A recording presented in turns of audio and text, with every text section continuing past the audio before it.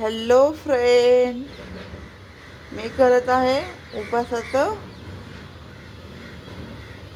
चपाती. मी घेतलेलं आहे इथं राजगिऱ्याचं पीठ 1 वाटी आणि अजून थोडंसं अर्धी वाटी घेतलेलं आहे. आता मी यात घ्यायचं आहे मीठ थोडंसं चवीनुसार मीठ टाकत आहे थोडंसं.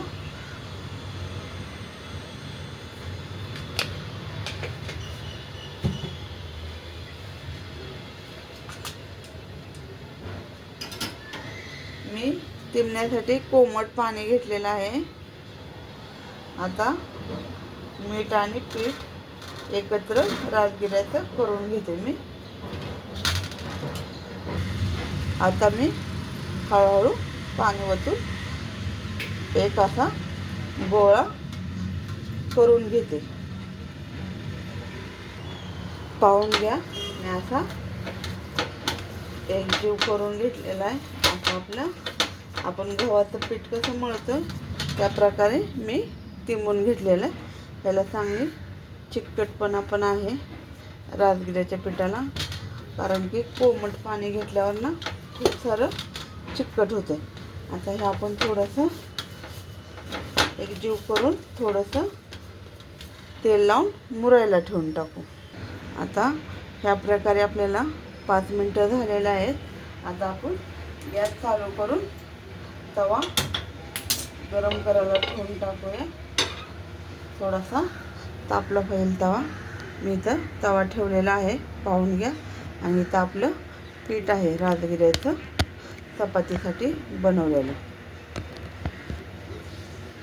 मी आता छोटासा गोळा घेते आणि लाटून दाखवते तुम्हाला.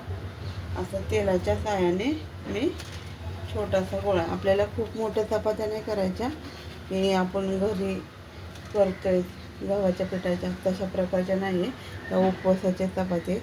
छोटासा गोळा घ्यायचा आणि ह्या प्रकारे आपण लाटून घ्यायचं.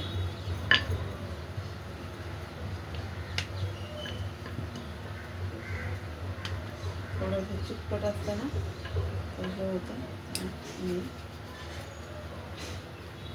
माझा किचन वाटा थोडासा वल्ला आहे, मी पुसून घेतलेलं आहे ना, त्यामुळं असं झालेलं. हे आपल्याला ज्यात तेल वगैरे लावायचं नाही, मध्ये एकसारखंच लाटायचं. असं पिठाच्या साहाय्याने आपण गव्हाची चपाती कशी लाटतो सेम त्याच प्रकारे लाटून घ्यायची. आणि त्यासोबत आपल्याला बटाट्याची भाजी करायची. कोण उपास करत असेल, कामाला जात असेल तर त्यांच्यासाठी देण्यासाठी खूप छान आहे.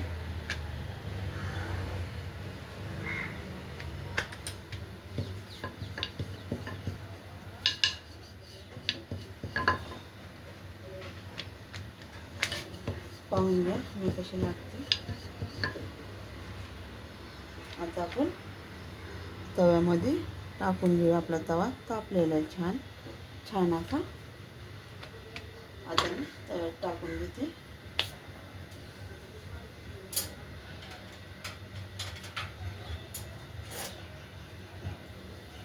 आता मी चमच्याच्या साहाय्याने तेल असं सोडून घेते.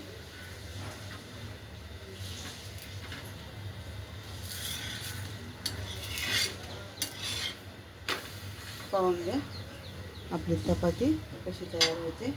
आता फुल गॅस आहे, थोडासा बारीक करूया आपण. आता मी दुसरा पण गोळा तयार करते.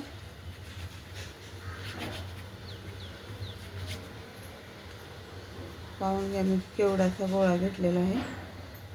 आपल्या गव्हाच्या पिठाची पुरी केवढी करतो तेवढा मी ह्या उपवासाच्या चपातीला घेतलेला आहे. आता मी दुसऱ्या बाजूने पण शेकून घेते छान असं. पाहून घ्या कसं लाल अशी झालेली आहे.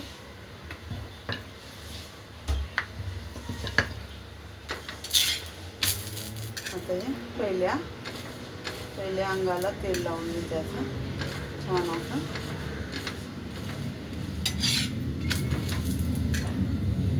आपली काही चपाती फुगत वगैरे नाही, थोडीफार फुगून जाते, जास्त फुगत नाही.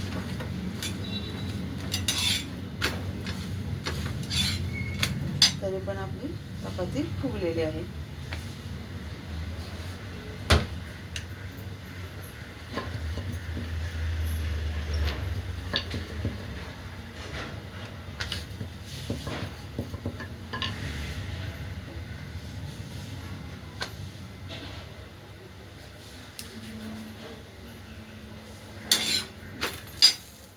पाहून घ्या आपली चपाती कशी शेकलेली आहे, कशा प्रकारे आपली दोन्ही अंगांनी चपाती भाजून झालेली आहे. मी आता डिशमध्ये काढून घेते.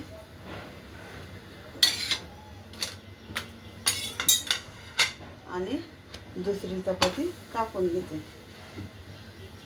पाहून घ्या आपली चपाती, रोजची गव्हाची चपाती कशी आहे त्याच प्रकारे उपासाची चपाती झालेली आहे. आता आपली दुसरी पण चपाती भाजून घेऊया आपण. आता हे आपली दुसरी पण चपाती भाजून होते. पाहून घ्या, आपण तेल लावून घेऊया. पूर्ण असं भाजलेली आहे आपली चपाती मस्त असं.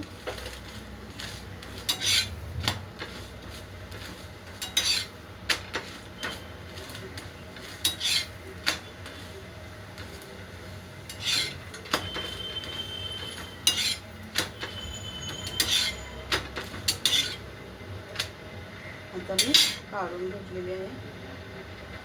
पाहून घ्या आपल्या दोन्ही चपात्या झालेल्या आहेत. उपवासाची चपाती कशी झाली कमेंटमध्ये सांगा. लाईक करा, शेअर करा आणि कमेंट करा. उपवासाची चपाती